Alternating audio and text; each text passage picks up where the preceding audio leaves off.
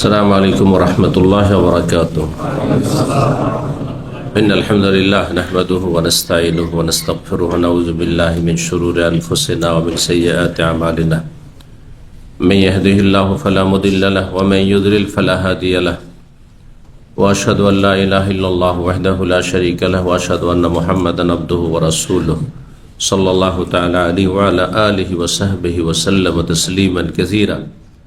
أما بعد، فقد قال الإمام البخاري رحمه الله تعالى كتاب الأدب باب البر والصلة وقول الله سبحانه وتعالى ووصينا الإنسان بوالديه حسنا.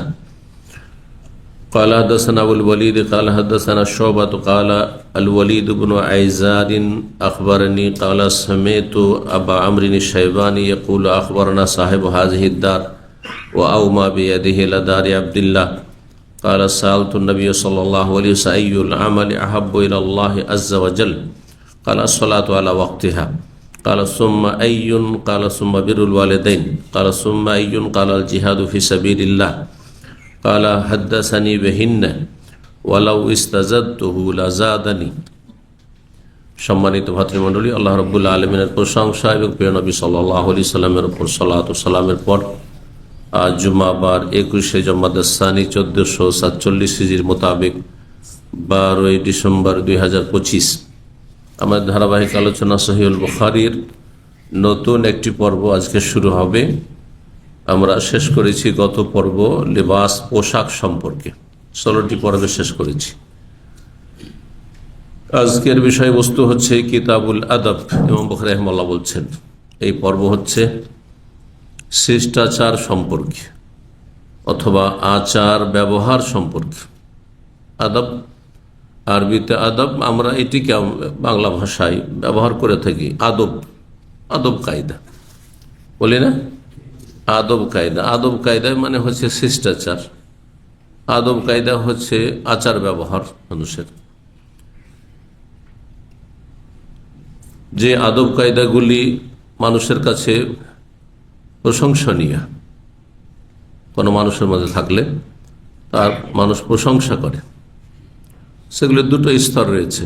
একটি হচ্ছে অতি আবশ্যক ফরজ, কিছু আদব কায়দা এমন আছে আচার আচরণ যা মানুষের মধ্যে থাকা ফরজ, না হলে মানুষ গুনাহগার হবে, চরিত্রহীন হয়ে যাবে।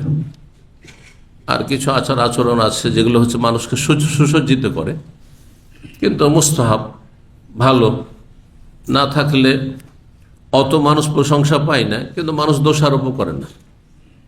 কিছু কিছু আচার ব্যবহার আছে যদি আপনি নাও করেন তো কেউ হয়তো কষ্ট পাবে না, কিন্তু আপনার অত বেশি প্রশংসা করবে না, আছে না? এখন আচার আচরণের সর্বনিম্ন হচ্ছে যে মানুষের ক্ষতি করবেন না, তাই না? মানুষের কমপক্ষে কি করবেন না, ক্ষতি করবেন না, পারলে যথাসাধ্য উপকার করবেন।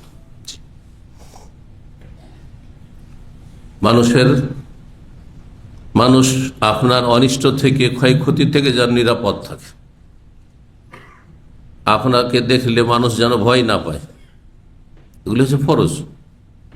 আর মানুষ মানুষকে দেখে যদি ভয় পায়, হ্যাঁ, চোর ডাকাত খুনি, হ্যাঁ, যাদের ভাষা হচ্ছে অশ্লীল ভাষা, ঝগড়াটের লোক, এসব লোকের মধ্যে ফরজে গলত আছে, ফরজে ঘাটতি আছে।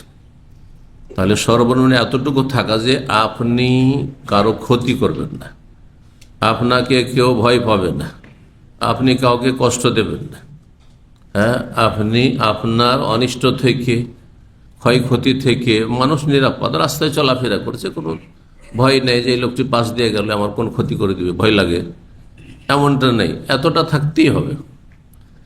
আর কিছু কিছু বিষয় রয়েছে যেগুলি মুস্তাহাব, ফরজ নাই, যেমন মানুষের পরোপকারী হওয়া, জরুরি নয় কিন্তু উপকার করতে পারলে ভালো। রাস্তায় একটা লোক জিজ্ঞেস করলে যে ভাই একটু আমাকে মার্কেটে যাবো, সিকো মার্কেটটা দেখিয়ে দেন তো, বা এখান থেকে আমি রিয়াদ যাবো, একটু রাস্তাটা দেখিয়ে দেন তো। তবে এখান থেকে দাঁড়িয়ে দাঁড়ালো, ওর যে দিক দিয়ে সোজা চলে যান, যথেষ্ট মোটামুটি, তাই না? এটা সর্বনিম্ন।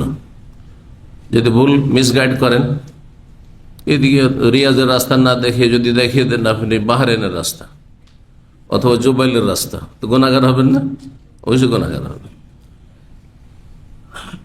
কিন্তু এর চাইতে ভালো, যেটা প্রশংসনীয়, যেটা মুস্তাহাব করা ভালো, সেটা হচ্ছে যে আপনার কাছে সময় আছে, চলেন আপনাকে এগিয়ে দিয়ে আসে, গেলেন আর তারপরে দামাম থেকে বাইরে গিয়ে হাইওয়েটা ধরিয়ে দিয়ে আপনি ফিরে চলে আসলেন। অনেকে আমাদের সাথে এরকম করে, তাই না? এটা ফরজ নয় আপনার জন্য, কিন্তু করাটা কি? এটা হচ্ছে মুস্তাহাব আদব। তো আদব কায়দাগুলি দুই স্তরে কথাটি বোঝাচ্ছিলাম।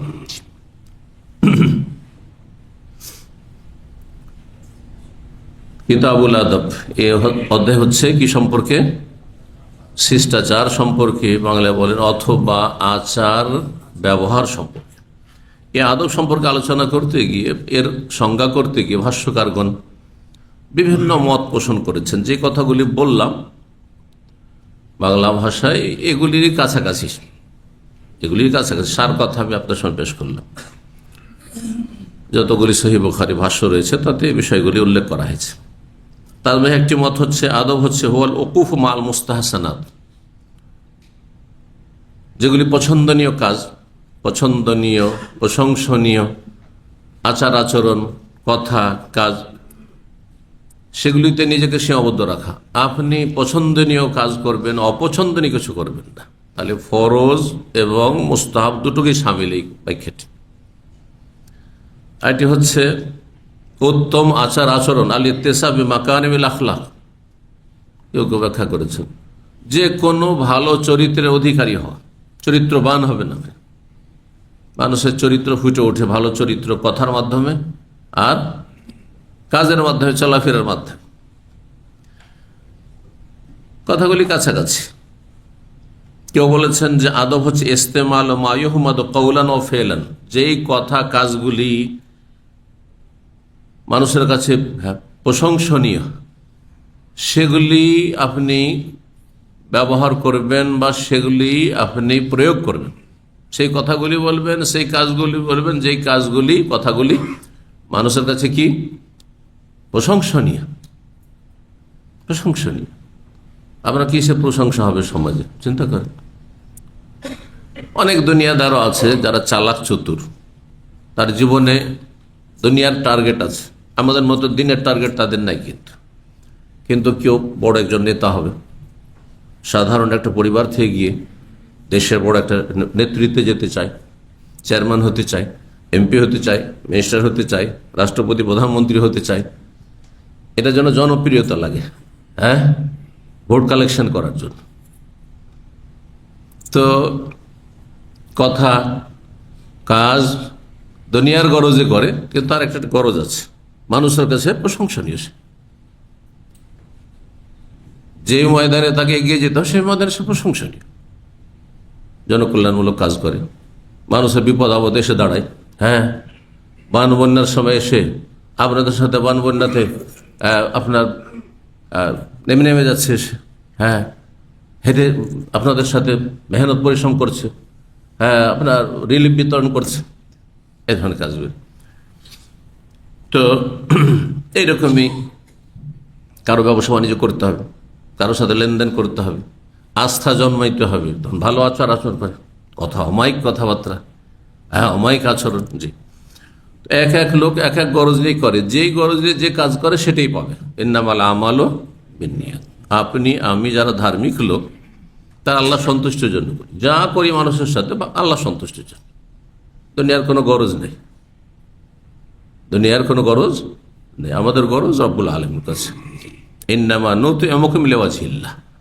কাউকে খাবারও যদি দিই, একটা বোতল পানিও দিই, ভালো ভাষা দিই, ভালো আচরণ করি, তাহলে লিওয়াজহিল্লাহ, আল্লাহ সন্তুষ্টির জন্য। লা নুরিদু মিনকুম জাযাআ ওয়ালা শুকুরা। কাউকে দান করে আপনি প্রতিদানও চাইবেন না, ধার দিয়ে আপনি বদলাও চাইবেন না, যে আজকে দিলাম আগামীতে যেন পাওয়া যায় ওর কাছে, বা ডাকলে যেন ডাকে সাড়া দেয়। ওয়ালা শুকুরা, এমনকি শুক্রিয়া, জাযাকাল্লাহ খের বলবে, শুক্রিয়া আদায় করবে, হ্যাঁ ধন্যবাদ ভাই, এইটারও প্রয়োজন নেই। এই জন্য আপনার আল্লাহর সন্তুষ্টির একটি বাস্তব প্রমাণ হচ্ছে, যার বিপরীত অধিকাংশ আমাদের সমাজের লোকেরা করে। কাউকে দান খায়রাত গরিব দুঃখীকে করে বলে একটু দোয়া করবেন আমার জন্য, বলে না? এটা বাঙালি সমাজের আচরণ। ওলামারা বলছে এটাও আপনার জন্য পছন্দনীয় না। আপনি তাকে টাকা পয়সা দিয়ে উপকার করে তার কাছে আপনি একটা গরজ পেশ করলেন, কেন পেশ করবেন? আপনি আল্লাহ জাজান, কোনো বদলা চাই না, তো আপনি বদলা চাইলেন দোয়া। আমি দিচ্ছি টাকা, আপনি দেন দোয়া, কেন চাইবেন? আপনি ওর যদি ভালো লাগে তো দোয়া করবে, আর না দোয়া করলেও আল্লাহ দেওয়ার জন্য বসে আছে। আল্লাহ দেখছে যে আপনি কত সততার সাথে দিচ্ছেন। আপনি মানুষের কাছে গরজ না করি মানুষের রবের কাছে গরজ করবেন।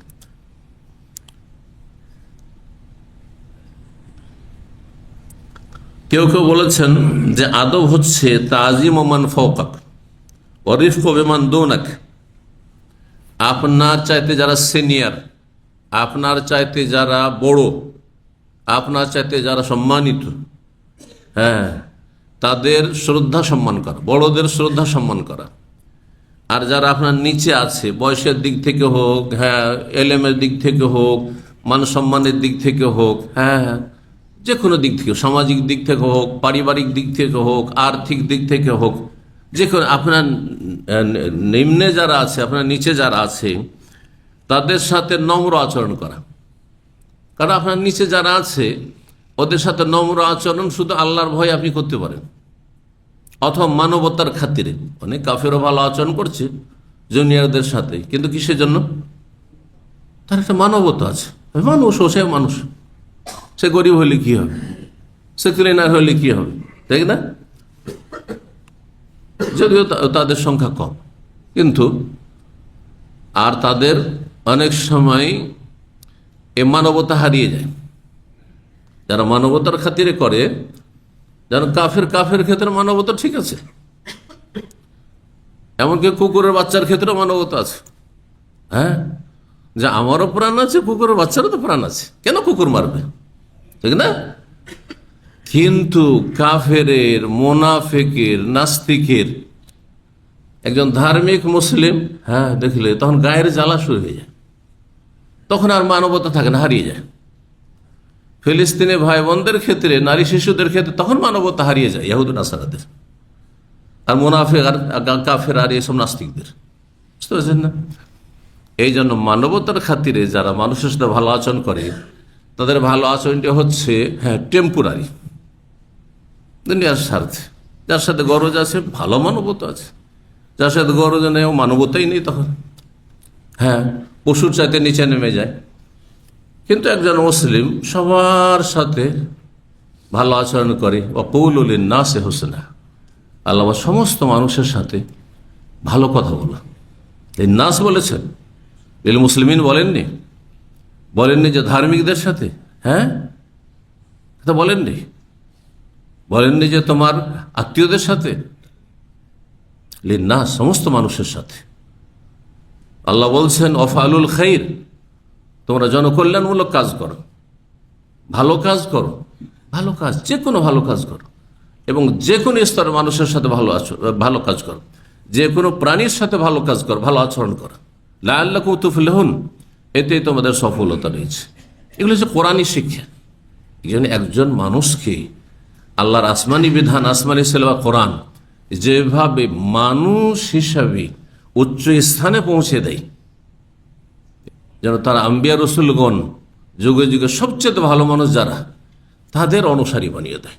তাদের মতো চরিত্র, ফেরেশতার চরিত্র তাদের মধ্যে চলে আসে, সবসময় একই রকম।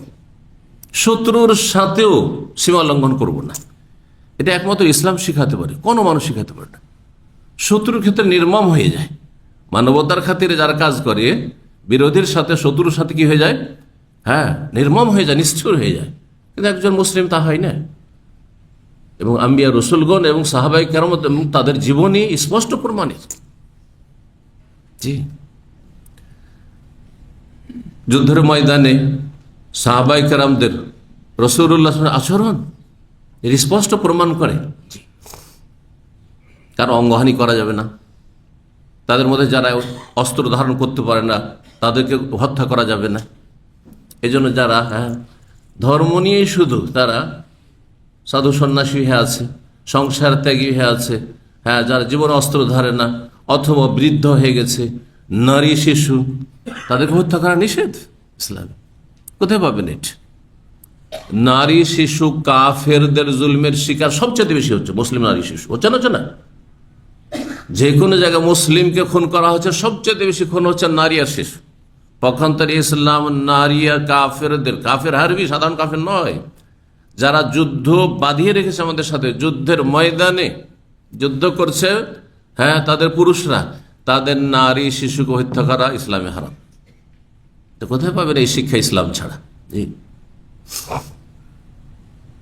এই মেসেজগুলি মুনাফিকদের কাছে পৌঁছাতে হবে, নাস্তিক সেকুলারদের কাছে পৌঁছাতে হবে, অমুসলিমদের কাছে পৌঁছাতে হবে। যাদের ভুল ধারণা ইসলাম মুসলিম সম্পর্কে রয়েছে, তাদের ভুল ধারণা দূর করা আমাদের গুরু দায়িত্ব। আল্লাহ যেন তাদের ভুল ধারণা দূর করেন এবং তাদের সকলকে জান্নাতের পথের পথিক হওয়ার তৌফিক দান করেন, তাদের ঈমান ইসলাম গ্রহণে আল্লাহ তৌফিক দান করেন।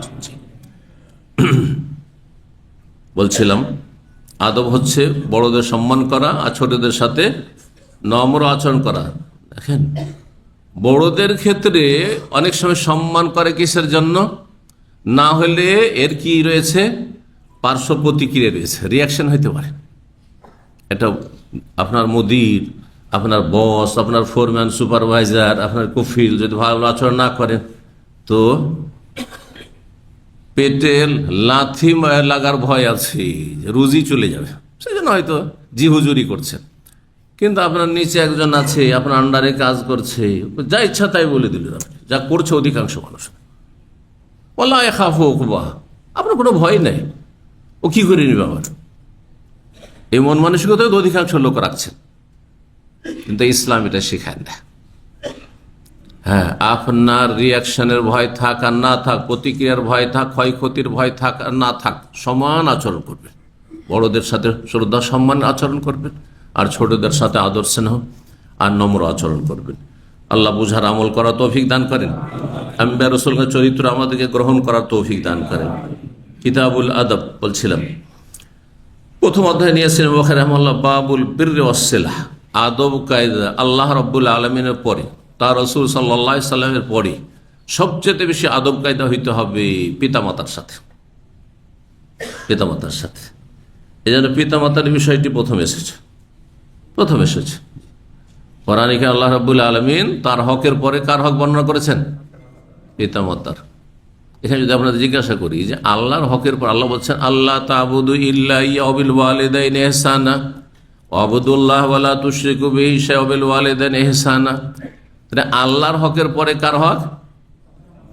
পিতামাতার হক। তো রাসূলের হক গেল কোথায়?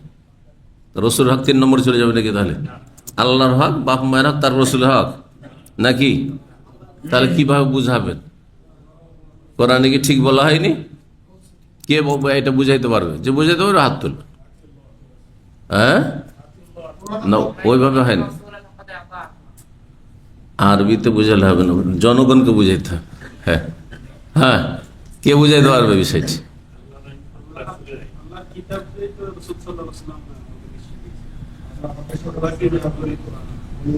না, ওইভাবে না, যে বলবেন হাত তুলে বলেন, হইচই করেন না এবং স্পষ্ট বলেন। কে বুঝাইতে পারবে এটা? 1 নম্বরে আল্লাহর হক, 2 নম্বরে কার হক? তো কোরআন তো বলছে যে ওয়াকাযা রাব্বুকা আল্লা তা'বুদু ইল্লা ইয়্যাহু, একমাত্র আল্লাহর ইবাদত করো, আল্লাহর চূড়ান্ত নির্দেশ। ওয়া বিল ওয়ালিদাইনি ইহসানা, পিতামাতার সদাচরণ। আমি হাদিস শুনতে চাই না, উত্তরটা শুনতে চাই। প্রশ্ন উত্তর দেন। প্রশ্ন হচ্ছে যে আল্লাহর হকের পরে কার হক? বললেন যে রাসূলের হক। তো কোরআনে তো বলা হচ্ছে পিতামাতার হক। এটা কিভাবে ব্যাখ্যা করে দেন ব্যাস। যে বলবেন হাত তুলবেন, হয়ে গেল। সাদাকাল্লাহুল আযীম না? হ্যাঁ, কারণ আল্লাহর হক আদায় হবে না রাসূলের হক ছাড়া। এক কথায় যাবো, আল্লাহর হক আদায় হবে না রাসূল সাল্লাল্লাহু আলাইহি ওয়াসাল্লামের হক ছাড়া। রাসূল সাল্লাল্লাহু আলাইহি ওয়াসাল্লামের হক আল্লাহর হকের মধ্যেই শামিল। মানে আল্লাহ তা'বুদু ইল্লা ইয়্যাহু, একমাত্র আল্লাহর ইবাদত করো, ইবাদত করবেন আল্লাহর। কার তরিকায়? তো রাসূল সাল্লাল্লাহু আলাইহি ওয়াসাল্লামের হক আদায় করা ছাড়া তো আল্লাহর হকই আদায় হচ্ছে না। বলুন, আপনি বেদাতির নামাজ পড়েন তো কবুল হবে নাকি? হ্যাঁ, আপনি আল্লাহকে রাজি করছেন, আল্লাহ আমি রাজি করছি, পীরকে সেজদা করে। হ্যাঁ, পীরের কথার বাইরে যাব না, ঠিক আছে? পীরের সামনে হ্যাঁ মরা লাশের মতো, এটাই না শিক্ষা দেওয়া হয়েছে পীর মুরিদিতে। আল মুরিদু আমাম আল মাইয়িতে কাশাইখে, আল মুরিদু আমাম আশ শাইখে কাল মাইয়িতে।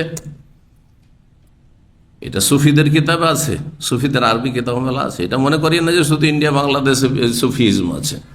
হ্যাঁ, মিশরে সুফিজম আছে, ইরাকে আছে, সিরিয়াতে আছে, মেলা দেশে, ইয়ামানে আছে। ইয়ামানে মেলা বড় বড় সুফি আছে, আল্লাহ হেফাজত এদের অনিষ্ট থেকে। তো এই সুফিদের কিতাবে আছে যে আল মুরিদো, মুরিদ হচ্ছে আমামা শেখে, পীর সাহেবের সামনে, হ্যাঁ হ্যাঁ, কালমাইয়েতে, মরা লাশের মতো। মরা লাশকে যাবে ইচ্ছা সে উল্টা পাল্টা, যাবে ইচ্ছা সে নাড়াচাড়া করে, কিছু বলতে পারবে? এই আমার লজ্জা স্থান হাত দিস না, বলতে পারবে? ঠিক ওই রকমই ও পীর যা করবে তাই করুক আপনার সাথে, মুরিদিনীর সাথে। কারণ মুরিদ তার শুধু পুরুষ হয় না, মুরিদিনীও হয়, তাই না? সেটা খবরদার কিচ্ছু বলবেন না আপনি, আর তাই হয়ে থাকে। এটা হচ্ছে তার ধর্মকর্ম। এই জন্য চরমনাইয়ের কিতাবে কি আছে, পীর সাহেব যদি বলে, পীরে কামেল যদি বলে যে তোমার জায়ের নামাজটা মদে ডুবিয়ে তারপরে নামাজ পড়ো, কোনো আপত্তি করবেন না। হক্কানি পীরের কিতাব আছে। সবচেয়ে হক্কানি পীর হচ্ছে এই চরমনাই, কথিত হক্কানি, বুঝতে পারছেন না? এইটাই হচ্ছে হক্কানি ধর্ম বাংলাদেশে আর ভারতে। চিন্তা, তাদেরই যদি অবস্থা হয় আপনি মেনে নেবেন না? উদ্দেশ্যটা কি? যে হারাম কথাও যদি, উদ্দেশ্য তো শুধু মদে ডুবানো নয়, উদ্দেশ্য হচ্ছে যদি হারাম, বাহ্যিক আপনাকে কথাটি হারাম লাগছে, হারাম কথা বলছে পীর সাহেব, তারপর আপনি কি করুন? সেটা চোখ বন্ধ করে পালন করুন। আর কারণ হিসাবে কি দর্শাচ্ছে? ওই গীতায় বলছে যে কারণ পীর মারফতির দৃষ্টিতে দেখে, আপনি তা দেখেন না, বুঝতে পারছেন না? আউযুবিল্লাহ, কুফরি কথা। সাহাবায়ে কেরামরা এরকম ধর্মকর্ম করতেন না? আয়াতের আলোকে, হাদিসের আলোকে আমল করতেন। আল্লাহ কি বলেছেন, রসুল কি বলেছেন, হ্যাঁ তারা ওগুলোকে আমল করতেন। তো আপনাকে আল্লাহ রসুলের কথা অনুযায়ী আমল করতে হবে, না কোনো একজন ব্যক্তি যার আপনি মুরিদ হয়েছেন তার তরিকে আমল করতে হবে? বলুন, আল্লাহ এবং রসুলের কথা অনুযায়ী আমল করতে হবে। আল্লাহ যেন বুঝার তৌফিক দান করেন। কি বলছিলাম? আল্লাহর পরে রসুলের হক, আর আল্লাহ কোরআনে আল্লাহর পরে কার হক বয়ান করেছেন? পিতা মাতার হক। এই জন্য যে আল্লাহর হক আদায় হবে না রসুল হক আদায় ছাড়া। এই জন্য কলেমাতে বাপ মায়ের কথা নেই, কলেমাতে কি আছে? আল্লাহর কথা আছে আর তার রসুলের কথা আছে। লা ইলাহা ইল্লাল্লাহ, আল্লাহ ছাড়া কোনো সত্য মাবুদ নেই, এর সাক্ষ্য দিচ্ছি। আশহাদু আল্লা ইলাহা ইল্লাল্লাহ ওয়া আশহাদু আন্না মুহাম্মাদান রাসূলুল্লাহ, আরও সাক্ষ্য প্রদান করেছে মুহাম্মদ সাল্লাল্লাহু আলাইহি ওয়াসাল্লাম আল্লাহর রসুল। হ্যাঁ, এই মেসেজটি আমি সহজ ভাষায় বাংলা ভাষীদের কাছে পৌঁছেছি আমার এই ৩০ বছরের দাওয়াতি ময়দানে, যে এক আল্লাহর ইবাদত করবেন এক রসুলের তরিকায়, এক আল্লাহর ইবাদত করবেন এক রসুলের তরিকায়। যদি রসুলের তরিকা ছাড়া আমার তরিকা ইবাদত করেন অথচ রসুলের কথার সাথে মিলছে না, তাহলে আপনি বাতিল, আপনার কোন ইবাদত কবুল হবে না। বুঝতে পারছেন না? তাহলে আমার কথাকে মিলিয়ে দেখতে হবে রাসূলুল্লাহ সাল্লাল্লাহু আলাইহি ওয়াসাল্লামের কথার সাথে মিলছে কি মিলছে না। কোথাও অমিল হয়ে গেলে নেওয়া যাবে না। তবে অল্প বিদ্যাতে আপনি অমিল মনে করবেন না, আপনি মিলিয়ে দেখার জন্য বিজ্ঞ হইতে হবে খানিকটা, বা বিজ্ঞ আলেমদের আরও ২-৪ জন আলেম আছে, তাদেরকে জিজ্ঞাসা কথাটি কি ঠিক কিনা।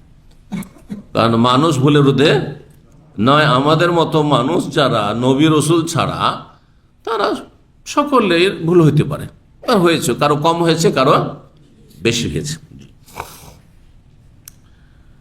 এই জন্য বাপ মায়ের ক্ষেত্রে শর্ত হচ্ছে বাপ মায়ের কথাগুলি আল্লাহ রসুলের কথার আওতাতেই হইতে হবে, কথার বাইরে হইলে মানা যাবে না। কিন্তু রাসূলুল্লাহ সাল্লাল্লাহু আলাইহি ওয়াসাল্লামের কথা হচ্ছে এটা নয় যে আল্লাহর কথার ভিতরে যদি পড়ে, কোরআনে থাকে তাহলে রসুলের কথা মানবেন, কোরআনে না থাকে তো মানবেন, এমন কথা আছে? বরং এটা আছে যে রসুলকে মানলে আল্লাহকে মানা হয়। যে কেউ বললেন ওমাইয়ুতি রাসূলা ফাকাদ আতাল, যে রসুলকে মানলো সে আল্লাহকে মানলো, কারণ রসুল সাল্লাল্লাহু আলাইহি ওয়াসাল্লাম আল্লাহর কথার বাইরে কোনো কথাই বলেননি। অমায়ান্তে কয়েল হাওয়া, সূরা নাজম বলছে, নিজের পক্ষে একটি কথা বলেননি। কিন্তু বাপ মা, যে কারো বাপ মা হোক না কেন, যদি নবী রসুল না হয়, মানে ইব্রাহিমের মতো বাপ, ইসমাইলের মতো বাপ যদি হয়, মোহাম্মদ রাসূলের মতো বাপ হয়, সেটা ভিন্ন কথা, নবী রসুল। কিন্তু বাপ মা যতই ভালো মানুষ হোক না কেন, কোনো সময় আল্লাহ রসুলের কথার বহির্ভূত কথা বলতে পারে। রাগ হয়েছে কারো ওপর, আর আপনার সাথে দেখা সাক্ষাৎ হয়েছে, বলে যে ওই লোকটিকে সামনে পেলাম, বলছে মারতে পারলি না, বলছেন না মারা যাবে, যাই তাহলে মেরে আসি, কারণ বাপ তো বলছে। হ্যাঁ, যা ওর বাড়িতে চুরি করে নিয়ে আয়, ডাকাতি করে নিয়ে আয়। গ্রামে গঞ্জে কত মুরগি চুরি করে, হাঁস চুরি করে, জবাই করে খেয়ে নে, বাড়িতে এসছে ট্যাঙ্ক ভেঙে দে বকরিটা, খেয়ে নে, জবাই করে হবেন না, হারাম। ফালা তুতে হোমা, গুনার কথা বলে আল্লাহ বলছেন যে খবরদার বাপ মার কথা মানবে না, তবে ভালো আচরণ করো। যতই খারাপ হোক না কেন, বাপ মার সাথে কি করতে হবে? ভালো আচরণ করতে হবে। এ কথা বলা যাবে না বাপ মাকে যে আপনি চোর, হ্যাঁ আপনি বেদিন বেধর্মী, এটা বলা যাবে না। ভালো ভাষাতে, ও নাস্তিক হলে ভালো ভাষাতে বুঝাইতে হবে। সাহেবহুমা ফিদ দুনিয়া মারুফা। তো বলছেন ইমাম বুখারী বাবুল বিররি ওয়াস সিলা, এ অধ্যায় হচ্ছে সদাচরণ করা। আল বীর, বীর মানে সদাচরণ করা, সৎ ব্যবহার করা। আর বিশেষ করে বিরুল ওয়ালিদাইন কথাটি এসছে হাদিসে, বিভিন্ন হাদিস আছে, কি এসছে? পিতা মাতার সাথে সৎ ব্যবহার করা, সদাচরণ। কারণ সবচেয়ে বেশি সদাচরণ অধিকারী হচ্ছেন আপনার পিতা এবং মাতা, মা বাবা। কেন? জিজ্ঞাসা কর কেন? অনেকের বাপ মা আছে না স্কুলে পড়িয়েছে আর না মাদ্রাসায় পড়িয়েছে, কিছু পরে শিখেছেন, সব নামাজ সব পরে শিখেছেন, এমনকি আপনাকে প্রাইমারিটাও পড়ায়নি, শুধু জন্মে দিয়েছে আর ছেড়ে দিয়েছে। তারপরে এদিক ওদিক থেকে কোন রকম করে মানুষে সৌদি আরব চলে এসেছেন, অনেক পয়সার মালিক হয়েছে।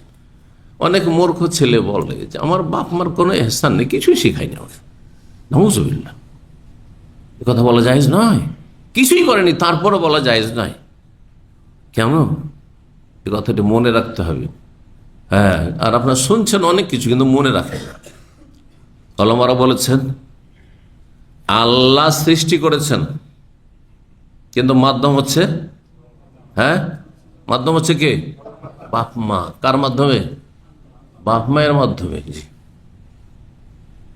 আর তারপরে মায়ের গর্ভধারণ করা, আর তারপরে আপনার মা যখন গর্ভধারণ করেছিল তখন আপনার বাবা আপনার মাকে যে খাওয়িয়েছে, যাতে করে আপনার মাও সুস্থ থাকে, পেটের বাচ্চাটাও সুস্থ থাকে, এগুলো কখনো মনে হয় না। ধরেন কিছুই শিখাইনি আপনাকে, আপনি সই স্বাক্ষরও করতে পারেন, কিছুই করায়নি আপনার। আর সৌদি আরব এসেছেন পরে, শ্বশুরের পয়সা এসছে অথবা নিজে রোজগার করে এসছে, কোনো অবদান দেখছেন না। আপনি এই কথাটা চিন্তা করুন তো, যে 10টা মাস পেটে থেকেছেন, ওই সময়টাই যদি আপনার মা না খেয়ে থাকতো, আপনি বাঁচতেন? আপনার মাও বাঁচত না, আপনি বাঁচতেন না। তা আল্লাহ হচ্ছেন খালেক, আল্লাহ হচ্ছেন খালেক, সৃষ্টিকর্তা, সৃষ্টি করেছেন। কিন্তু বাপ মা আপনার দুনিয়াতে ওজুদে, অস্তিত্বে আসার মাধ্যম। দুনিয়া আমি ছিলাম না এক সময়, জন্মের তারিখের আগে না ছিলাম, নেগেটিভ পজিটিভ হয়েছেন, এর মাধ্যম হচ্ছেন কে? পিতা মাতা। সুতরাং সর্বনিম্ন কিছু যদি এহসান থাকে তবু ভুলবেন না। আপনার অজানা বহু এহসান আছে, আপনি কতটুকু জানেন যে আপনার বাপ মা আপনার জন্য কি করেছে? অনেকে আমার তো চোখেই পড়ে না যে আমার বাপ মা আমার জন্য কি করেছে। আস্তাগফিরুল্লাহ ওয়া আতুবু ইলাইহি। আপনার চোখে পড়তে হবে। বাপ মা, ছোট বাচ্চা যখন মুখ ফুটেছে, কথা বলতে শিখেছে, 50 বার করে জিজ্ঞাসা করছে আব্বু এটা কি, আম্মু এটা কি। কখনো বিরক্ত হয়নি, কখনো বাপ মা বিরক্ত হয়নি। কিন্তু বাপ মা যখন বৃদ্ধ হয়ে যায়, বুড়ো হওয়ার পরে কিছু মনে থাকে না, একবার স্মৃতিশক্তি হ্রাস পেয়ে যায়, আর তারপরে এই বার্ধক্যে ওই ছেলেকে যে এখন শিক্ষিত হয়েছে, হ্যাঁ শিয়ানা হয়েছে, পয়সাওয়ালা হয়েছে, বাবা এটা কি ভালো করে দেখতে পাইনি, এটা কি? একবার বলল যে এটা কাক বা এটা বাবুই পাখি। আর বলছে বাবা এটা কি? 3 বার যদি বলে, 3 বার যদি বাপ বলে বলে, তাহলে কি বলবে? চোখ নেই, কিছু বুঝো না, কতবার বলতে হবে? এতক্ষণে বিরক্ত করো না, বুঝছো চুপ থাকো।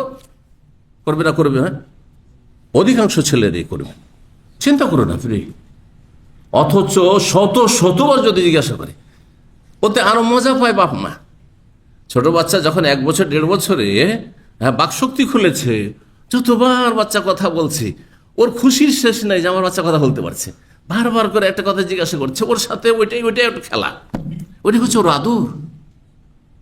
এই অনুভূতিটা আছে যাদের ছেলে মেয়ে হয়েছে আর কষ্ট করে প্রতিপালন করছেন, তাদের কিছুটা অনুভূতি আছে, কিছুটা অনুভূতি আছে। আর ইমানি শক্তি যদি থাকে তো আরো বেশি অনুভূতি থাকবে।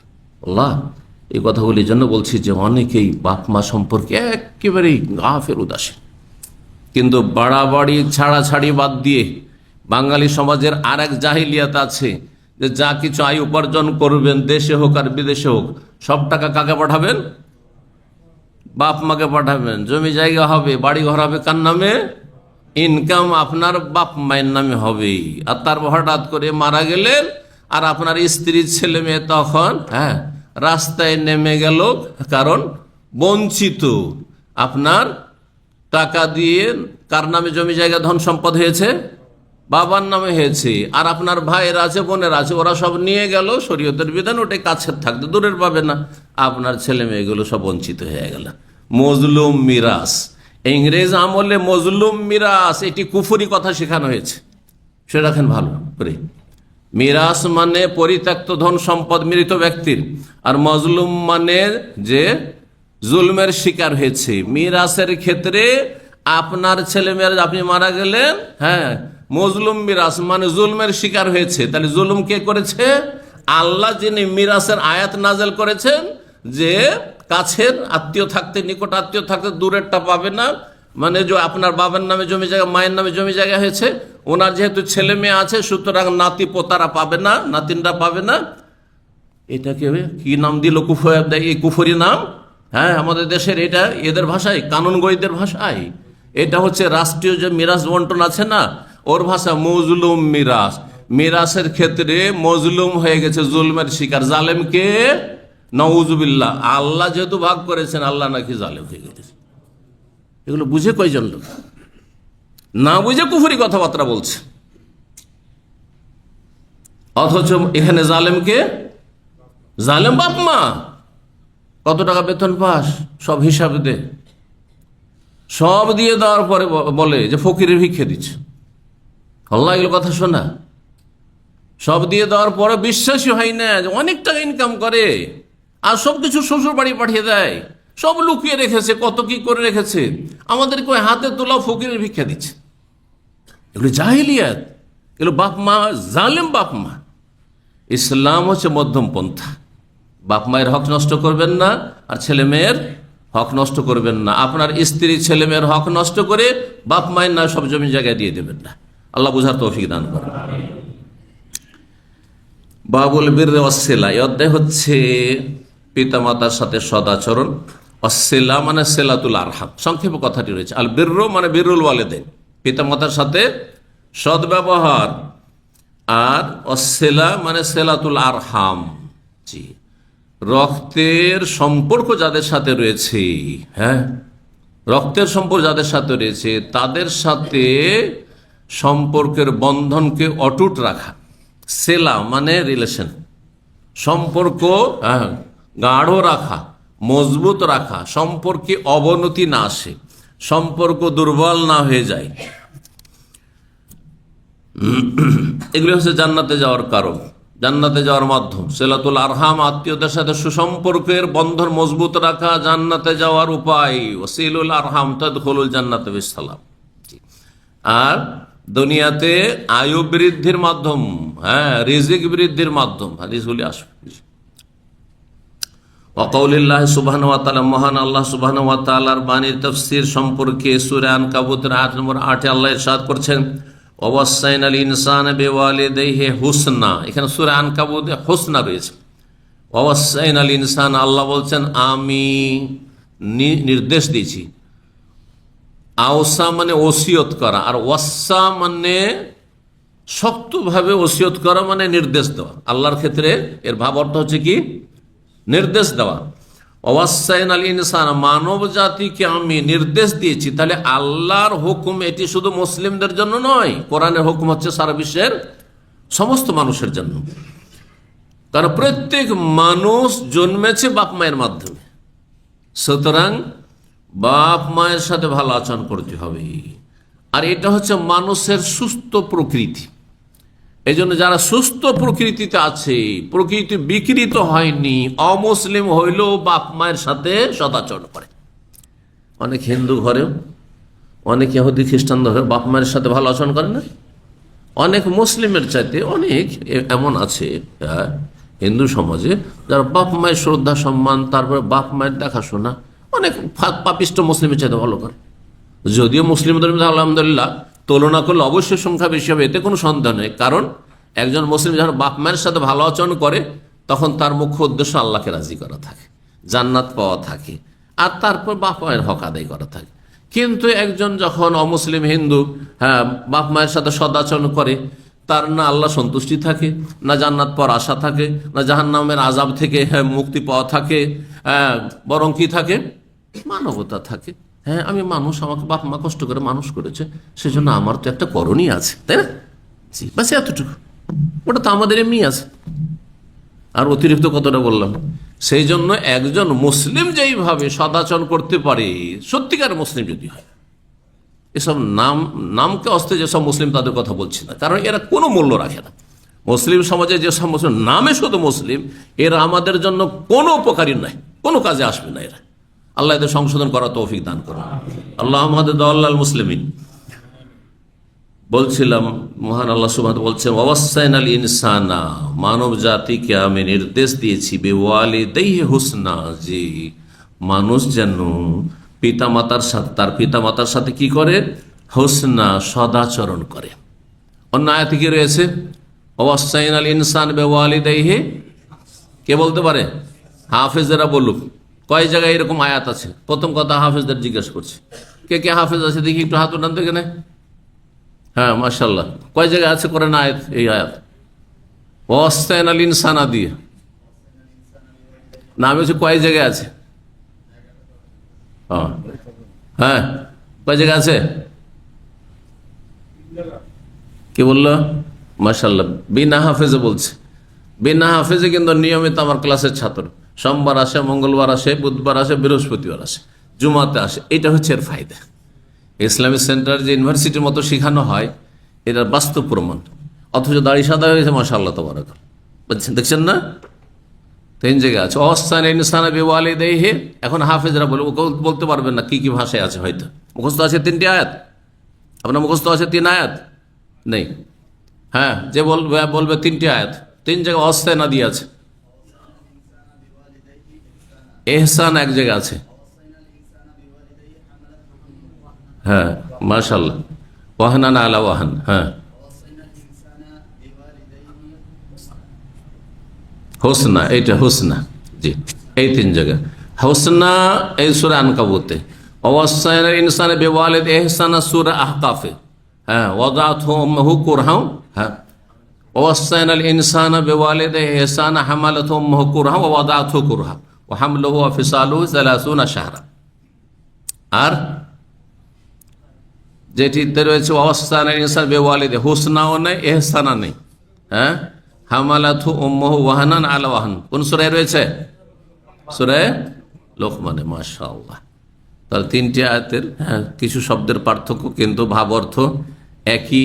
আর কোনটাতে একটু বিস্তারিত রয়েছে, যেমন সূরা আহকাফে বিস্তারিত রয়েছে, আর অন্য অন্য আয়াতগুলিতে একটু সংক্ষেপ রয়েছে। সূরা আহকাফে এমনকি রব্বি আউজিনি আন আশকুরা নি'মাতাকা আল্লাতী আন'আমতা আলাইহি ওয়া আলা ওয়ালিদাইয়া ওয়া আন আ'মালা সালিহান তারদাহ। আপনার ওপর আল্লাহর যে নিয়ামত রয়েছে সেটা দিয়ে আপনি শুধু বড় হননি, বরং আপনার আমার বাবা মায়ের ওপর যে নিয়ামত রয়েছে সেই নিয়ামতের ওসিলা তো আমরা কিন্তু বড় হয়েছি। এটা অনেকে বুঝেন না।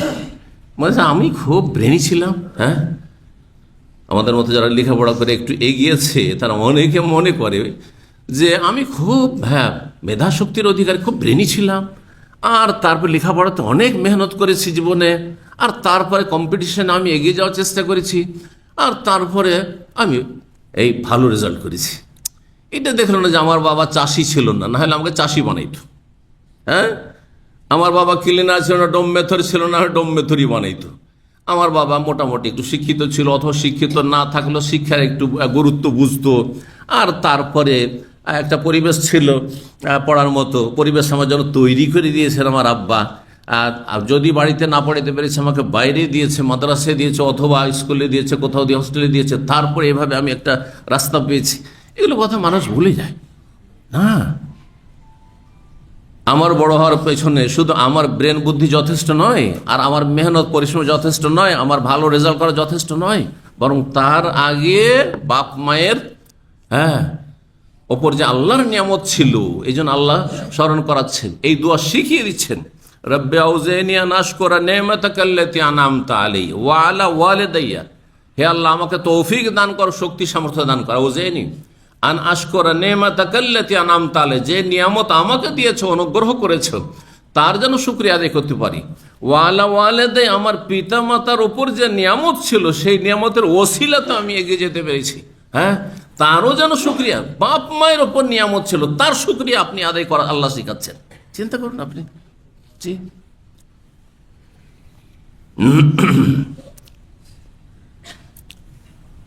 5970 নম্বর হাদিস বর্ণনা করছেন আব্দুল্লাহ বিন মাসউদ রাদিয়াল্লাহু তাআলা। তার আগে হাদিসে আর কিছু কথা সনদে রয়েছে। কাল আল ওয়ালিদ বিন আইজার, তিনি বলছেন আখবারানি, এই ওয়ালিদ বিন আইজার জানিয়েছেন ইমাম শোবা বিন হাজ্জাজকে। জি, বড় মুহাদ্দিস ছিলেন তিনি, ইমাম বুখারীর ওস্তাদের ওস্তাদ।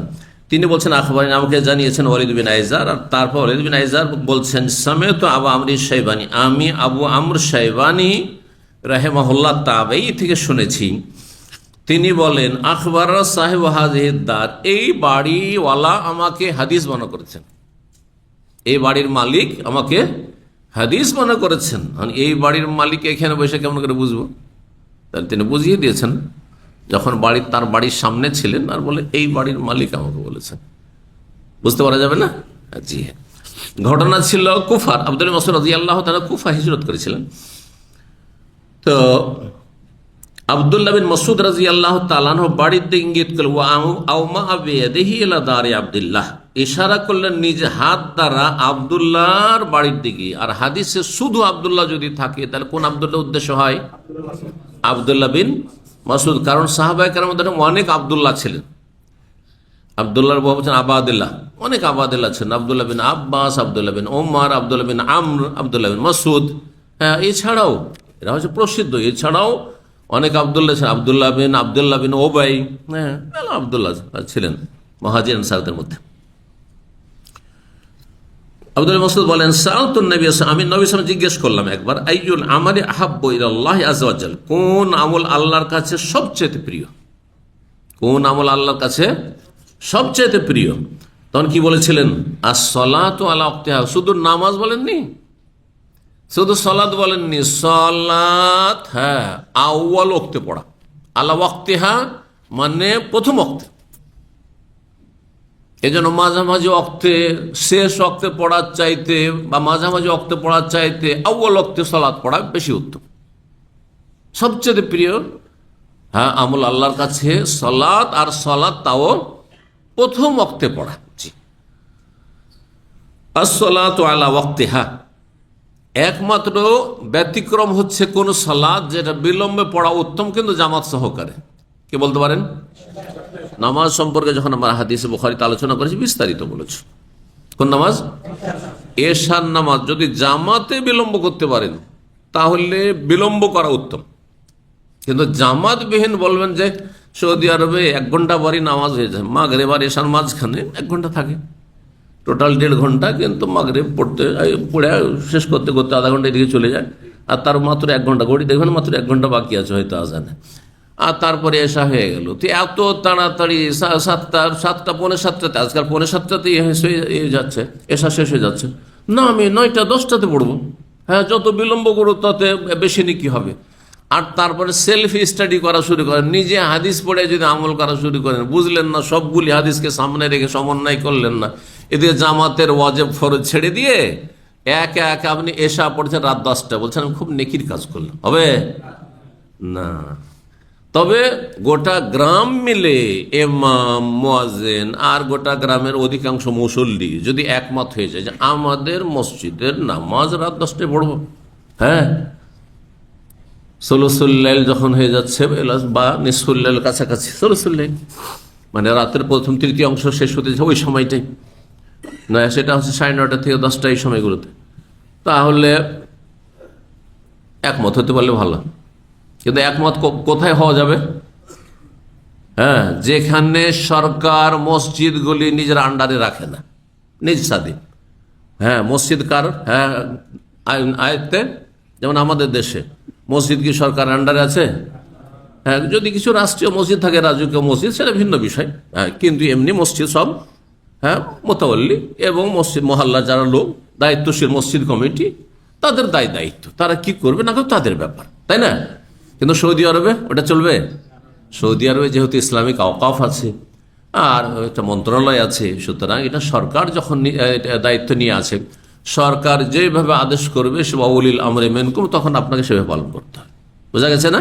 জি, নাহলে বিশৃঙ্খলা সৃষ্টি হবে, জায়েজ হবে না তখন। তো আউয়াল ওয়াক্তে সালাত পড়া, জোহরের আজান দাম্মামে কখন হচ্ছে? এখন এই সময়টায় 11:34 আজকে ছিল, 11:34-35, 11:34-35 থেকে 12টার মধ্যে নামাজ পড়ে, এটা হচ্ছে সবচেয়ে উত্তম আমল, সবচেয়ে উত্তম হলো। কেউ যদি 12টা থেকে 1টার মধ্যে পড়ে, হ্যাঁ, তাহলে এর চাইতে অনুত্তম হইল। আর 1টার পরে 1টা থেকে 1:30, 2টা, 2:30 পর্যন্ত যদি কেউ পড়ে, জোহর টাইম আছে কিন্তু, যতক্ষণ আসর আজান হয়নি, আসর আজান আজকে হবে 2:30, হ্যাঁ, 2:30, তো ততক্ষণ পর্যন্ত জোহরের টাইম আছে, কিন্তু অনুত্তম আমল করলেন আপনি। হ্যাঁ, অনুত্তম আমল করলেন আপনি, বিনা কারণে এরকম বিলম্ব করা। আর জামাত ছাড়া তো মোটেই জায়েজ নাই। জি, মহিলাদের ক্ষেত্রে, হ্যাঁ, মহিলাদের কর্মব্যস্ততা থাকে, তারপর তাদের জামাতও নেই। মহিলাদের ক্ষেত্রে এই উদাহরণ দিলে বেশি স্পষ্ট হবে, কারণ আমরা তো জামাতের সাথে আমরা জড়িত, তাই না? কিন্তু মহিলা, হ্যাঁ, মহিলার জন্য কোনটা উত্তম? 11:30 থেকে 12টায় পড়ে না উত্তম। কর্মব্যস্ততা থাকলেও চেষ্টা করে আউয়াল ওয়াক্তে পড়া উত্তম। কিন্তু কেউ কোনো মহিলা কাজ কাম সেরে গোসল টোসল করে ফ্রেশ হয়ে সব রান্নাবান্না করে আর তারপরে 2টো থেকে 2:30টায় যদি নামাজ পড়ে, গুনাহগার বলা যাবে না, কিন্তু অনুত্তম আমল করলে, হ্যাঁ, নেকি কমে যাবে। অনুত্তম মানে কি? নেকি কমবে, কিন্তু গুনাহগার হবে না। কাল সুম্মাইয়ুন, তারপরে কোন আমল? তাহলে বলেন সুম্মা বিরুল ওয়াল, তারপরে পিতা মাতার সাথে সদাচরণ। কত গুরুত্বপূর্ণ! সালাতের পরে এখানে বাপ মায়ের সাথে সদ্ব্যবহার, সদাচরণকে উল্লেখ করা হয়েছে। কালা সুম্মা আইয়ুন, তারপরে কোন আমল বেশি উত্তম বা বেশি প্রিয় আল্লাহর কাছে? কালা আল জিহাদ ফি সাবিলিল্লাহ, আল্লাহ রাস্তার জিহাদ। কিন্তু আল্লাহ রাস্তার জিহাদের জন্য কিছু শর্ত রয়েছে, সেসব শর্ত পুরা থাকলে তখন কখনো ফার্জে আইন হয়ে যাবে, কখনো ফার্জে কেফায়া থাকবে, আর কখনো আপনার জন্য জায়েজ থাকবে, কখনো নাজায়েজ থাকবে। অবাক হয়ে যাবেন না? জিহাদ কখনো কখনো নাজায়েজ হতে পারে না, পারে না? আপনি বাবার একটাই ছেলে, হ্যাঁ, বাপ মা দুজনে বিরুদ্ধ হয়ে গেছে, তাদের দেখাশোনার জন্য আপনার ছাড়া কেউ নেই। এখন যেমন আমার নাম জিহাদ ফরজ হয়েছে, সরকারও বলছে জিহাদ করতে হবে, হ্যাঁ, হুকুম পেয়ে গেছি, তো একটা শর্ত পুরা হয়ে গেল, আর বিজয়ের সম্ভাবনা আছে, হ্যাঁ। সুতরাং আর কাফেরা চারিদিক থেকে আক্রমণ করেছে, ধর ফার্জে আইন অথবা ফার্জে কেফায়ের অবস্থা আছে, এই অবস্থায়, হ্যাঁ, কি চলে গেলেন আপনি জিহাদ, আর সেখানে আপনি কাফের হাতে মারা গেলেন আপনি। জি, শহীদ তো আল্লাহ ভালো যায়, এই জন্য শহীদ বললাম না, কারণ শহীদ আল্লাহ জানছেন শহীদ হলেন না হলেন, ঠিক না? এই জন্য শহীদ শব্দটি এভাবে ব্যবহার করা ঠিক নয়, এই সতর্কতা অবলম্বন করলাম। আশা করা যায় যে শহীদ, তাই না? কিন্তু নিশ্চিত বলা যাবে না। কিন্তু এদিকে বাপ মা অসহায় পড়লো, তাদের হাসপাতালে নেওয়ার কেউ নেই, তাদের রোজগার করে খাওয়াবে, বাড়িতে খাবার দাবার নেই, না খেয়ে মরে গেল বাপ মা, গুনাহগার হবেন না আপনি? অবশ্যই গুনাহগার। হাদিস আসছে যে যাও বাপ মায়ের খেদমতে জিহাদ করো, জিহাদের ময়দানে যেতে নিষেধ করলেন, তার মানে এই লোকের জন্য যার বাপ মা আছে আর ভাই কেউ নেই, বাপ মায়ের দেখাশোনা কেউ নেই, আর বাপ মা এখন বৃদ্ধ হয়ে গেছে, অচল হয়ে গেছে, রোজগার করতে পারে না বাবা, তার জন্য জিহাদ করা হারাম। এই জন্য ফাফিহিম ফাজাহিদ হাদিস আসছে। তাআলা হাদাসানি বিহিন্না, নবী সাল্লাল্লাহু আলাইহি ওয়াসাল্লাম এই হাদিসগুলো বর্ণনা করেছেন। ইবনে মাসউদ বলছেন, ওয়ালাউ ইস্তাজাদতুহু লাযাদানি, যদি আরো অতিরিক্ত তার কাছ থেকে জানতে চাইতাম তারপরে কোন আমল উত্তম, তারপরে কোন আমল উত্তম, তারপরে কোন আমল উত্তম, তো তিনি অবশ্যই আরো বেশি বলতেন, কিন্তু আমি তিনটা জিজ্ঞাসা করে থেমে গেলাম। অন্য হাদিস অন্য অন্য নেক আমলকে উত্তম আমল বলা হয়েছে, তাহলে সমন্বয় কি হবে? বিভিন্ন রকমের হাদিস আছে, কোনটাতে অন্য অন্য আমলকে উত্তম আমল বলা হয়েছে। সমন্বয় সহজ ভাষায় শিখে নেন। উত্তম আমল অনেকগুলি আছে, তার অন্যতম এটি, তার একটি এটি, তার একটি এটি, তার একটি এটি, এনে এক নম্বরে আল্লাহ ভালো জানেন কোনটি। আইয়ুল আমাল আহাব্বাল, মানে মিন আইয়িল আমাল আহাব্বু ইলাল্লাহ, মানে মিন আহাব্বিল আমাল, আহাব্বুল আমাল আল্লাহর কাছে বা আফদালুল আমাল অনেক আছে, তার মধ্যে একটি হচ্ছে আউয়াল ওয়াক্তে নামাজ পড়া, আর একটু হচ্ছে মাতা পিতার সেবা করা, আর অন্য অন্য হাদিসে যেগুলো আছে সেগুলিও। সেই জন্য যেভাবে এসেছে আমার সবগুলি নেক আমল এবং সবগুলি উত্তম আমল বা আল্লাহর কাছে অধিক প্রিয় আমল, এইভাবে বলবেন, তাহলে সমন্বয় হয়ে যাবে। জি। 2 নম্বর অধ্যায় বলছেন, বাবুন, এই অধ্যায় মান আহাক্কুন নাস বিহুসনিস সুহবাহ, কে সমস্ত মানুষের মধ্যে বেশি হক রাখে সদ্ব্যবহারের বা উত্তম আচরণের। আপনারা সবাই আমার থেকে বা একে অপর থেকে সদাচরণের হক রাখেন, তাই না? যে আপনার সাথে সবাই একে অপরে কি করবে?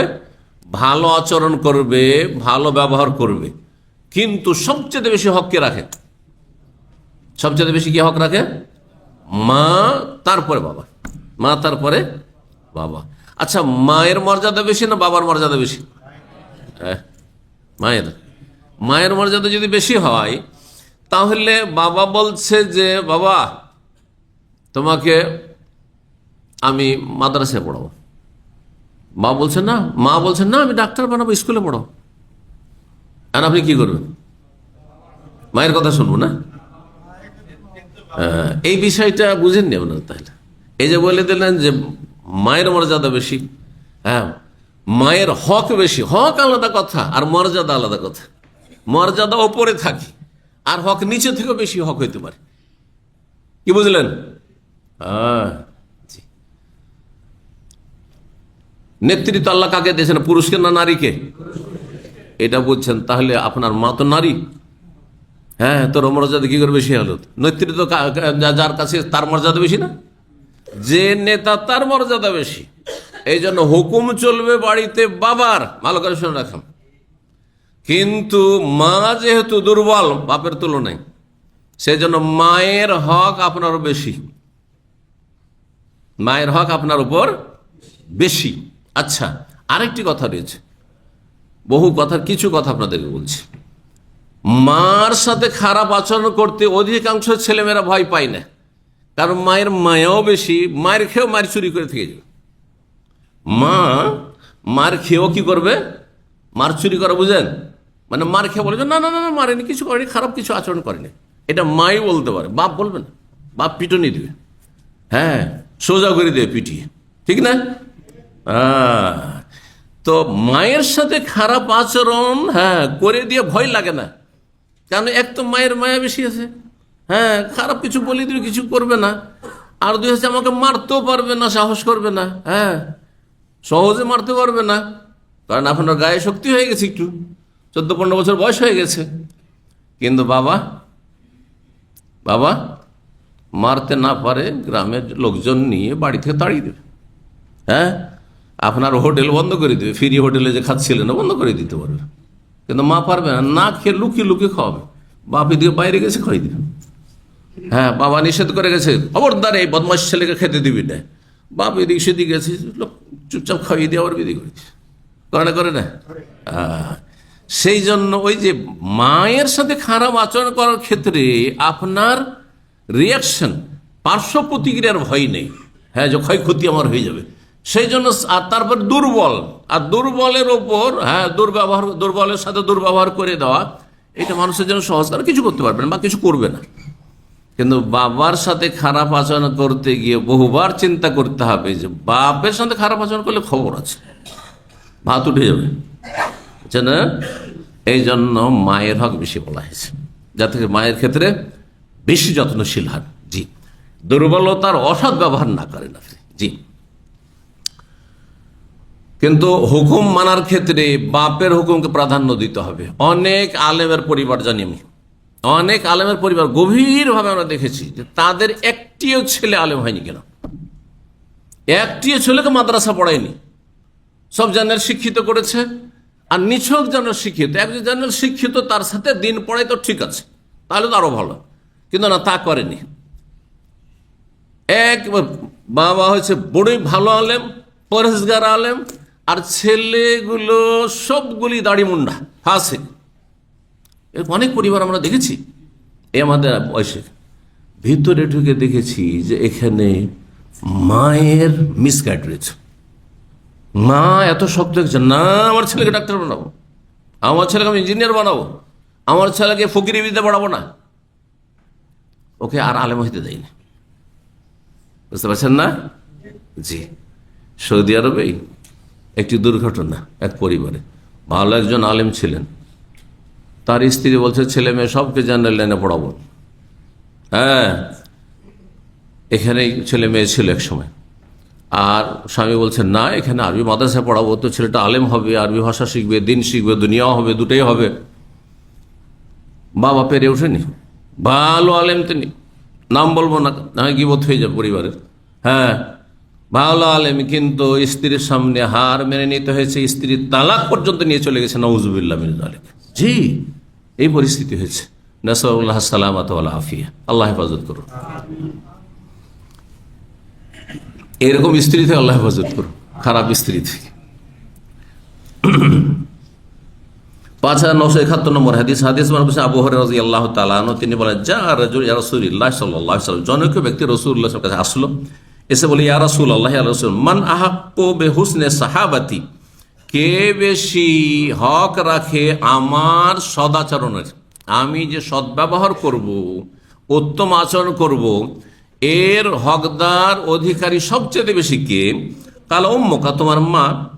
কালা সুম্মা মান, তারপরে কে? কাল সুম্মা উম্মুকা, তারপরেও তোমার মা।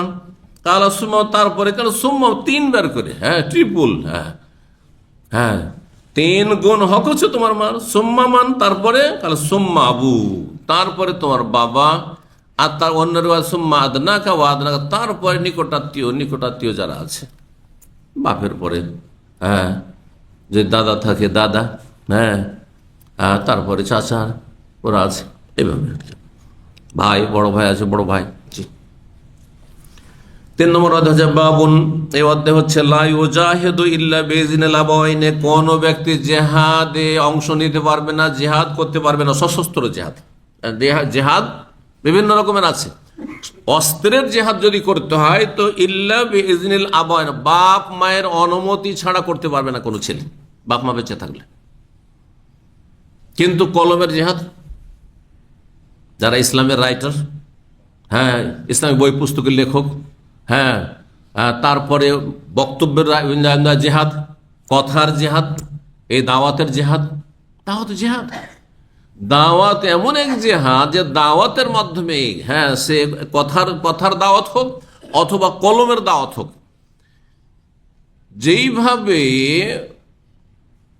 পাপীদের ঘরে ইসলাম পৌঁছে দিচ্ছে বা অমুসলিমদের ঘরে ইসলাম পৌঁছে দিচ্ছে, অস্ত্রের দ্বারা পৌঁছাতে পারবেন না।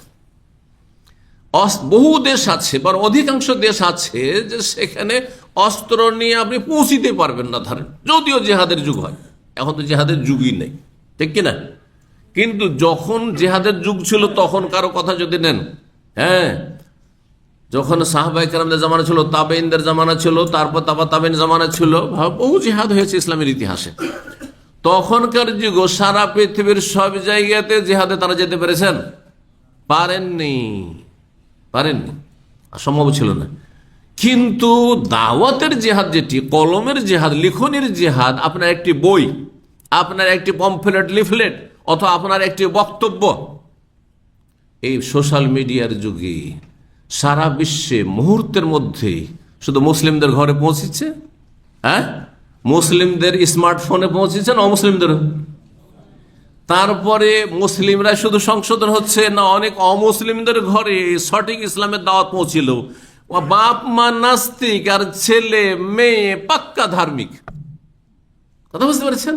আমি এইরকম পরিবার অনেকগুলি জানি যে মা এখনো নাস্তিক, আল্লাহ মা এখনো নাস্তিক, বেঁচে আছে নাস্তিক মহিলা, আর মেয়ে মাশাআল্লাহ একবারে সালাফিউল আকীদা ওয়াল মানহাজ, কোরআন সুন্নাহর অনুসারী। আল্লাহ বলুন আলহামদুলিল্লাহ। আল্লাহ যে কাকে হেদায়েত নসিব করবেন আপনি আশ্চর্য হয়ে যাবেন। যার গর্ভে 10 মাস থেকেছে তাকে হেদায়েত করতে পারে, সেই মেয়ের সাথে আর কথাই বলে না সেই ইসলাম পালন করার কারণে। আল্লাহু আকবার। জানি এরকম। এটা কিন্তু অস্ত্র দিয়ে পৌঁছানো সম্ভব ছিল, কিসের মাধ্যমে পৌঁছেছে? দাওয়ার মাধ্যমে। সেটা কলমের দাওয়াত হোক, লিখনের দাওয়াত হোক, অথবা বক্তব্যে আলোচনার দর্শের দাওয়াত হোক। সুতরাং দাওয়াতের বিষয়টি অত হালকা মনে করবেন না। আর আপনি কখনোই কথা বলবেন না যে আমার দ্বারা কি বা হইতে পারে। আপনি আপনার কাজ করেন আর বাকিটা সব ছেড়ে দেন রবের ওপর, যে আল্লাহ আমি বলে দিলাম, আমি বলে দিলাম, আমি লিখে দিলাম, এখন এই বইটা ছাপাবে কে, আর এই বক্তব্যের প্রচার করবে কে, মানুষের কাছে কে পৌঁছাবে? আল্লাহর কাজ রব্বুল আলামিন করবেন। ইব্রাহিম আলাইহিস সালামকে যখন আল্লাহ হুকুম করলেন কাবা ঘর নির্মাণ করার পরে, যে ইব্রাহিম তুমি এই উঁচা পাহাড়ে উঠো, ওই যে আপনার কাবার পাশে যে উঁচা পাহাড় রয়েছে, আপনার সাফার দিকে উঁচা পাহাড় আছে না, সে উঁচা পাহাড়ে উঠো, আর উঠার পরে এখানে তুমি ঘোষণা করো ইন্নাল্লাহ কাদ ফারাজা আলাইকুমুল হাজ্জা ফাহুজ্জু, আল্লাহ তোমাদের এই যে ঘর আমি নির্মাণ করলাম, এই ঘরের হজ আল্লাহ ফরজ করেছেন, সুতরাং হে মানব জাতি তোমরা হজ করো। যখন এই হুকুম করলেন আল্লাহ রাব্বুল আলামিন, তুমি ঘোষণা করো, আশেপাশে তো লোকই নেই, জনশূন্য এলাকা আছে, দূর দূরান্ত সারা বিশ্বে বহু মানুষ বাস করে।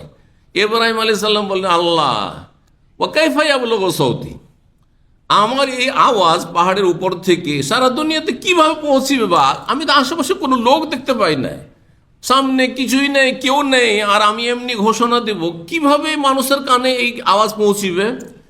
তোর আল্লাহ বললেন যে তোমার কাজ হচ্ছে কি করা?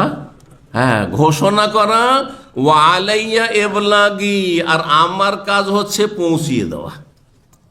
আমার কাজ হচ্ছে পৌঁছিয়ে দেওয়া। যত মানুষ ইব্রাহিম আলাইহিস সালামের ডাকে লব্বাইক লব্বাইক বলেছে, যতবার লব্বাইক, চিরায়তে এরকম আছে তাফসীর কিতাবে, যতবার লব্বাইক বলেছে ততবার হজ নসিব হবে। বলুন আলহামদুলিল্লাহ যারা হজ করতে পেরেছে।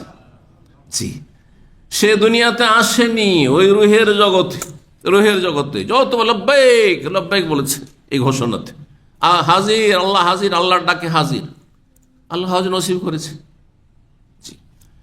তো আমাদের কাজ হচ্ছে দাওয়াত দেওয়া, মানুষকে কে হেদায়েত হবে আর কে ভালোভাবে নেবে আর কিভাবে মানুষের ঘরে পৌঁছিবে, ওটা রব্বুল আলামিনের কাজ।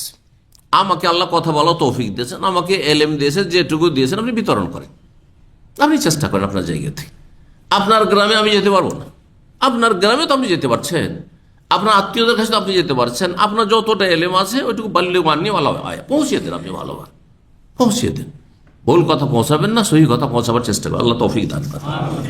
তো বাপ মায়ের বিনা অনুমতিতে জেহাদ করা জায়েজ নয়। 5972 নম্বর হাদিস বর্ণনা করছেন আব্দুল্লাহ বিন আমর বিন আস রাদিয়াল্লাহু তাআলা আনহু, তিনি বলেন কালা রাজুলুন নবী সাল্লাল্লাহু, জনৈক ব্যক্তি এসে নবী সাল্লাল্লাহু বলল ওজাহিদু ইয়া রাসূলুল্লাহ, হে আল্লাহ রাসূল আমি জিহাদ করতে চাই, সবাই জিহাদের নাম লিখাচ্ছে আর যাচ্ছে, আমিও জিহাদে যাব।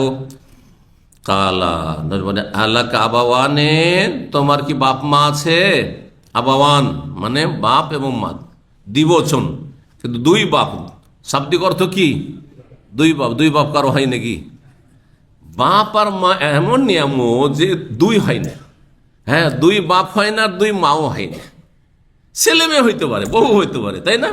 ভাই বোন মেলা হইতে পারে, দোস্ত মেলায় হইতে পারে, শ্বশুরও মেলায় হইতে পারে, হয় দুই বিয়ে করেছেন, দুই শ্বশুর হয়ে গেল। কিন্তু বাপ মার বিকল্প, সুবহানাল্লাহ, এটা সবসময় অনুভব করবেন। বাপ মা কত বড় নিয়ামত, যে এক বাপের দুই হয় না। হ্যাঁ, সৎ বাপ হইতে পারে, নিজের বাপ হইতে পারেন না, তাই না? সৎ মা হইতে পারে, নিজের মা হইতে পারেন না। সুবহানাল্লাহ। এই নিয়ামতের মূল্যায়ন করুন, কদর করুন। আল্লাহ যেন তৌফিক দান করে। যাদের দুনিয়াতে চলে গেছে তারা বুঝতে পারছেন, দোয়া করুন। এখন হক আদায় করার সুযোগ হয়, দোয়া করুন, দান সাদকা করুন, হ্যাঁ, ওমরা করুন, হ্যাঁ, নেকি পৌঁছান। আপনি নেক আমল করুন, অটোমেটিকলি বাপ মায়ের কাছে নেকি পৌঁছাবে। কারণ হ্যাঁ, তাদের প্রতিপালনের মাধ্যমে এই আমল করতে শিখেছেন আপনি, এবং এইরকম আপনি সুস্থ আছেন। আল্লাহ যেন তৌফিক দান করেন। তো জেহাদ করবো বলে, আল্লাহ কাবাওয়ানে, তোমার বাপ মা কি আছে? শাব্দিক অর্থ দুই বাপ, কিন্তু উদ্দেশ্য হচ্ছে হ্যাঁ, বাপ মা। এখানে বাপ শব্দটি, আবুন শব্দকে কি করা হয়েছে? তাকলিব, প্রাধান্য দেওয়া হয়েছে অম্মনের ওপর, পিতামাতা। বাপ অর্থ, তোমার কি পিতামাতা আছে? কালা, নাম হ্যাঁ আছে, বাপ মা তো বেঁচে আছেন। কালা ফাফিহিমা ফাজাহিদ, যাও তাদের সেবায় তুমি জেহাদ করতে থাকো। আল্লাহু আকবার। তাহলে কিছু মানুষের জন্য জীবনের কোরবানি করার চাইতে জেহাদের ময়দানে জীবনের কোরবানি করে শহীদ হওয়ার চাইতে বেশি মর্যাদা কিছু আছে? বাপ মায়ের খেদমতে আছে। বিশেষ করে বাপের একটি ছেলে, হয়তো আপনার বোনেরা আছে, তাদের দায় দায়িত্ব নেই আপনার বাপ মাকে দেখাশোনা করার। সুতরাং আপনার বড় দায়িত্ব রয়েছে আপনার এই বাপ মায়ের সেবা করা, খেদমত করা। জিহাদ ফি সাবিলিল্লাহ চাইতে বেশি ফজিলতের কাজ। আল্লাহ যেন বোঝার তৌফিক দান করেন। 4 নম্বর অধ্যায় বলছেন, বাবুনি অধ্যায় লা ইয়াসুব্বু রাজুলু ওয়ালিদাইহি, কোন ব্যক্তি যেন পিতামাতাকে গাল না দেয়। আজকাল তো সরাসরি গাল দিচ্ছে, কিন্তু সাহাবায়ে কেরামদের যুগে কল্পনাও ছিল না যে বাপ মাকে আবার সরাসরি কেউ গাল দিতে পারে, ডাইরেক্ট গাল দেবে। অথবা চোখের আড়ালে ডাইরেক্ট বলবে যে আমার বাপ খারাপ, আমার বাপ এই সেই, গাল দেবে না। অন্য কারো বাপকে গাল দিলেন, তখন বাপ তুলে গাল দিলেন, তখন সে আপনার বাপ তুলে গাল দিল, ওইটা আপনার বাপকে গাল দেওয়া হয়। এইভাবে বুঝেন রাসূলুল্লাহ সাল্লাল্লাহু আলাইহি সাল্লাম। তাহলে চিন্তা করুন, সেই যুগে, জাহিলি যুগ থেকে নতুন নতুন উঠে কালমা পড়ে এসছেন সাহাবায়ে কেরাম, তারাও কল্পনা করতে পারেননি যে বাপ মাকে আবার কেউ গাল দেয়, বাপ মাকে গাল দেয়। আর আজকাল এক শ্রেণীর অসৎ মুসলিম, পাপিষ্ট মুসলিম, বাপ মাকে গাল তো দিচ্ছেই, বাপ মাকে মারধর করছে, জুলম অত্যাচার করছে, খুন করছে। নাউযুবিল্লাহ মিন যালিক। আল্লাহ এদের অনিষ্ট থেকে মুসলিম জাতিকে রক্ষা করুন, মুসলিম সমাজকে রক্ষা করুন, মুসলিম পরিবারকে রক্ষা করুন। তো 5973 নম্বর হাদিস বর্ণনা করছেন আব্দুল্লাহ বিন আমর রাদিয়াল্লাহু তাআলা আনহু, বলছে ইন্না মিন আকবারিল কাবাইর, সবচেয়ে বড় গুনাহগুলির অন্যতম গুনাহ। তাহলে সবচেয়ে বড় গুনাহ মেলা আছে, শিরক, কুফরি ইত্যাদি, মুনাফিক, আরো মেলা গুনাহ।